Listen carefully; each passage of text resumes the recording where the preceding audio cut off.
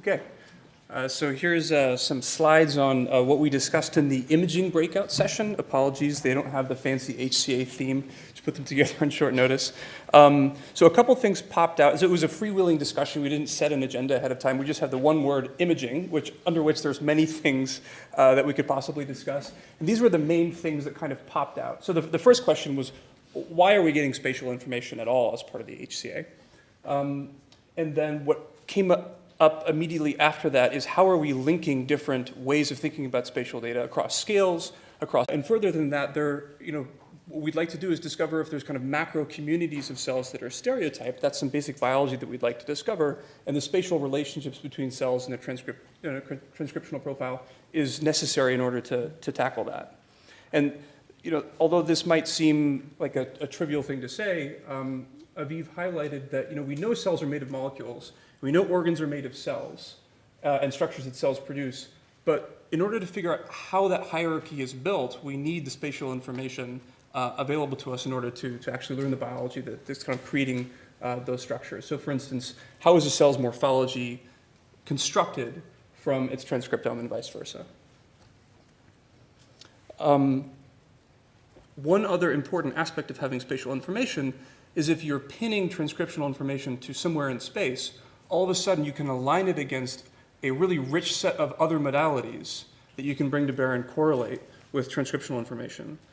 So for instance, in neuroscience, we might want to know how a neuron's activity is related to its transcriptome, and you need to align calcium imaging and a single-cell RNA-seq in order to do that. And there's also a lot of anatomical knowledge in biology, which is spatial. And so if you have spatial information, you can tie it into that rich literature. But it's kind of an open question which spatial coordinate system is useful. Perhaps you can use the vasculature of the human body as kind of a pan-organ coordinate system, or perhaps we need kind of organ-specific stereotaxic coordinates, or take advantage of natural gradients inside of the body. So this is very much an open question.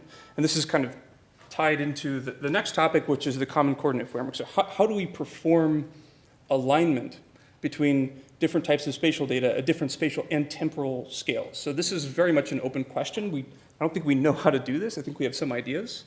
And one thing that came up is in thinking about common coordinate frameworks, there's often an analogy that's drawn between astronomy, in which case we're trying to locate objects in the sky very precisely, and the human body. But there's one universe, but there's many, many people.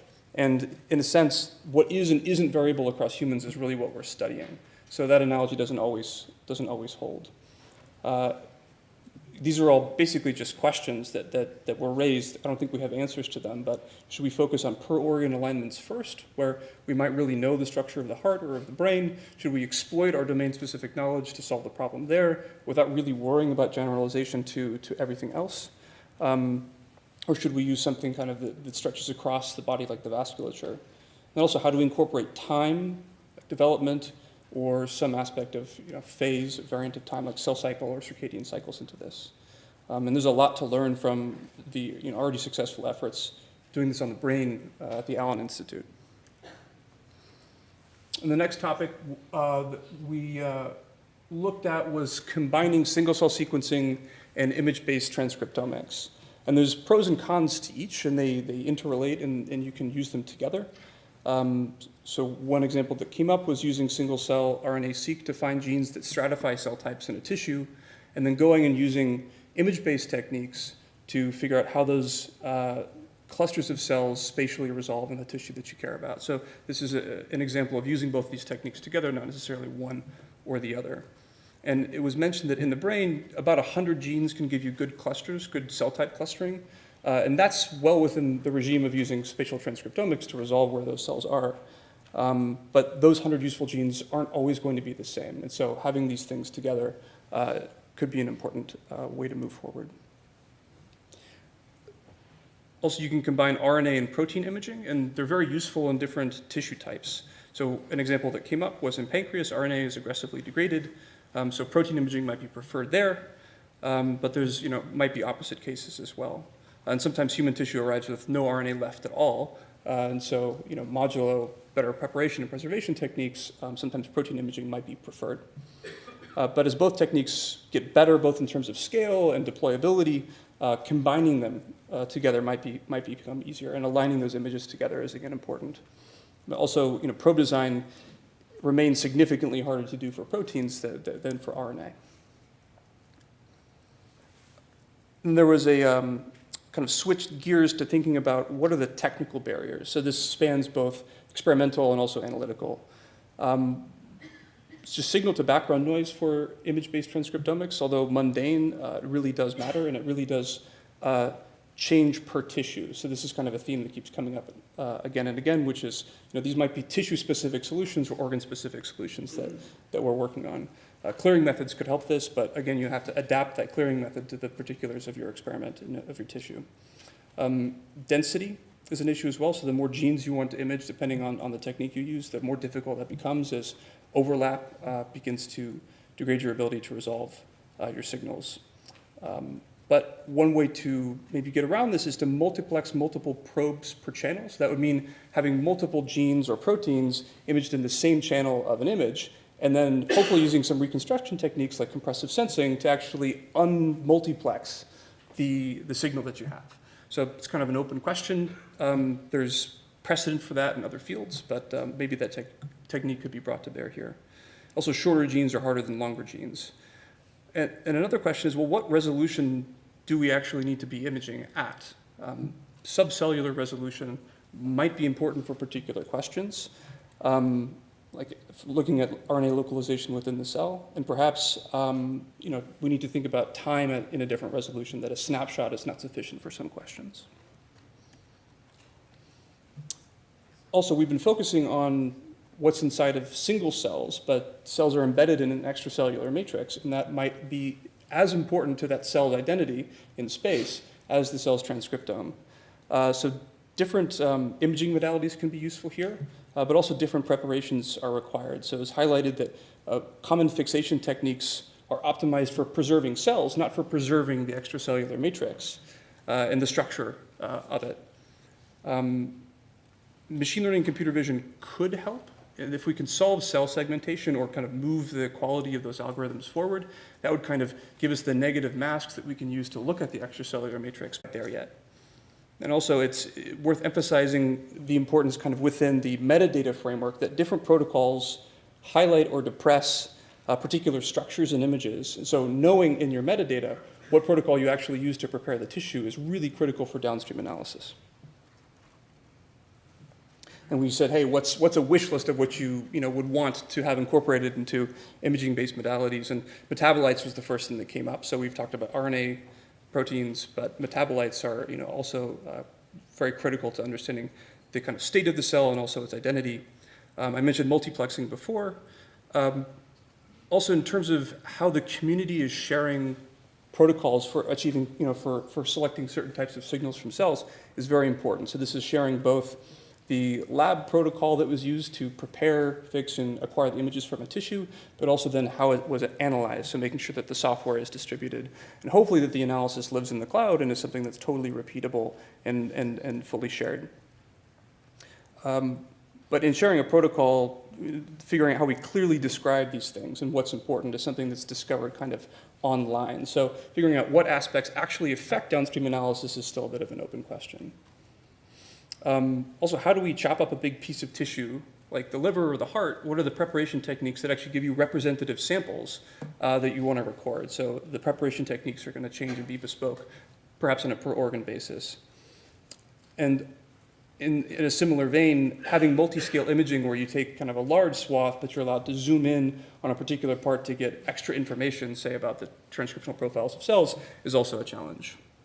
And then in the backdrop of a lot of this analysis is cell segmentation is not a solved problem. So figuring out the boundaries of cells, as simple as that sounds, that's not really easy to do at all. And so solving that problem really goes across many of these different analysis challenges.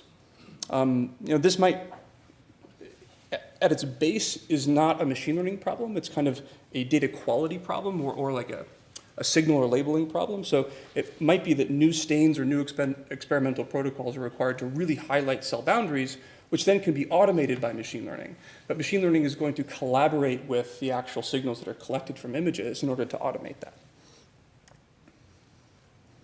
And that's the end of the slide, so I guess we could have a discussion. Great, thanks, Alex. Any questions or comments?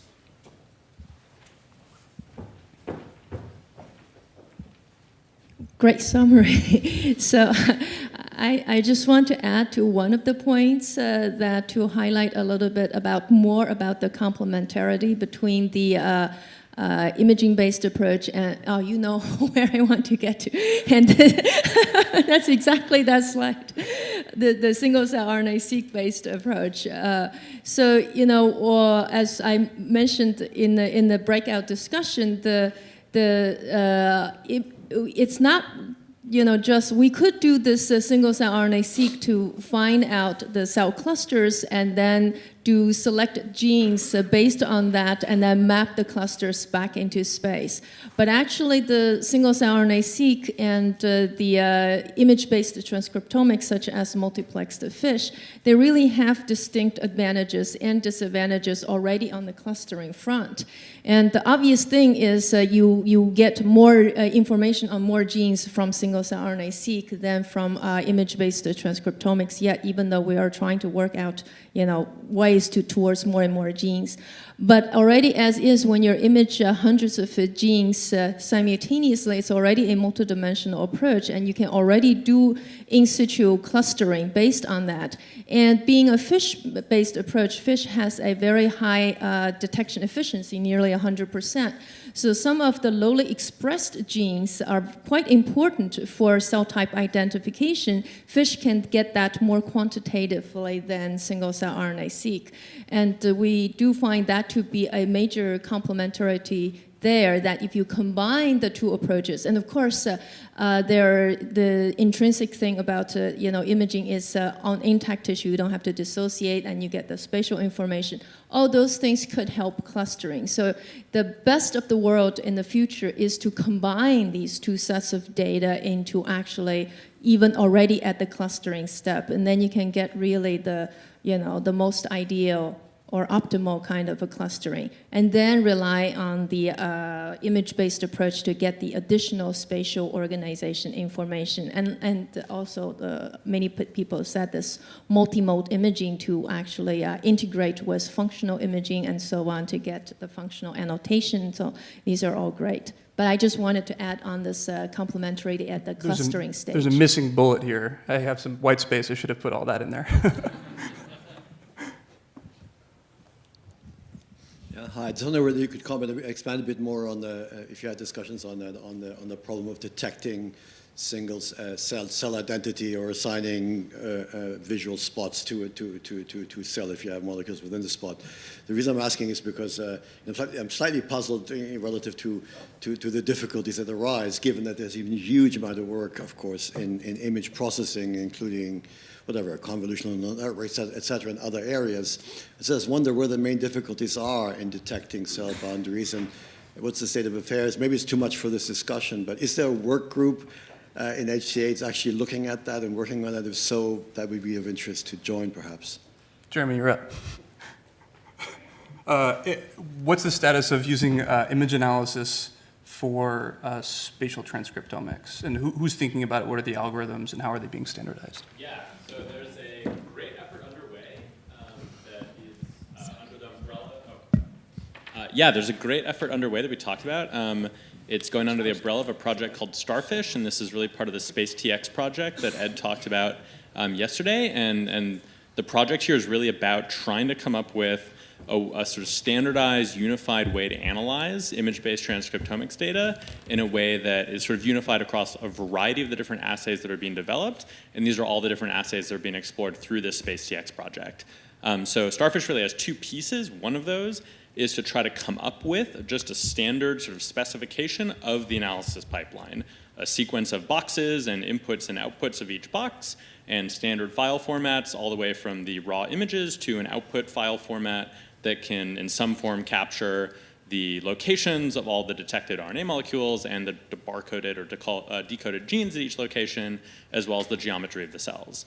So there's both a specification of what that pipeline is, and then the other piece of Starfish is an actual implementation of that pipeline in code. both a command line tool as well as a Python library that can be used from Jupyter notebooks and other things like that.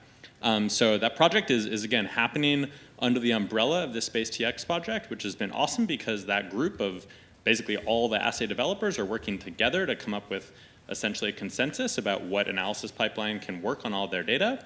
And there's an open source repo. If you Google starfish, there's only 2 starfishes on GitHub, and it should be obvious which one is this one. So definitely encourage you to reach to go out and reach out to the developers. It's very much a work in progress, so this is a community effort that is evolving and evolving quickly. But yeah, it's super exciting, and encourage everyone to check it out. Go starfish.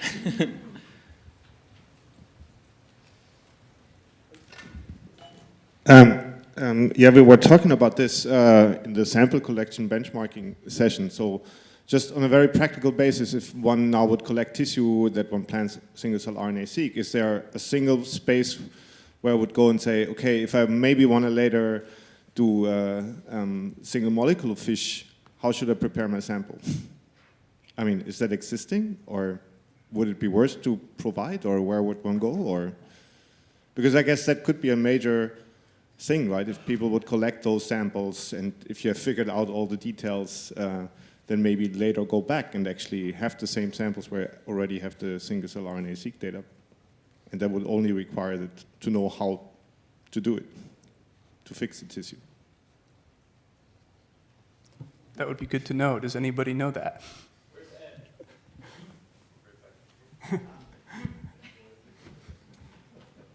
It certainly doesn't exist yet. I think we're still trying to figure out what preparation is even for brain, but it's going to be different for each tissue. But I certainly like the idea of centralizing protocols.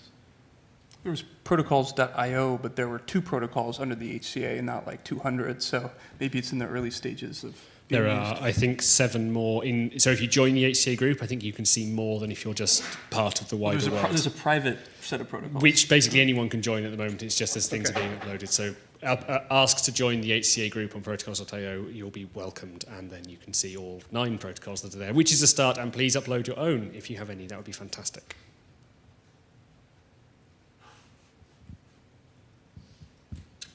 Okay, if there are no more questions on skin, thank you very much, Alex. Imaging. Imaging.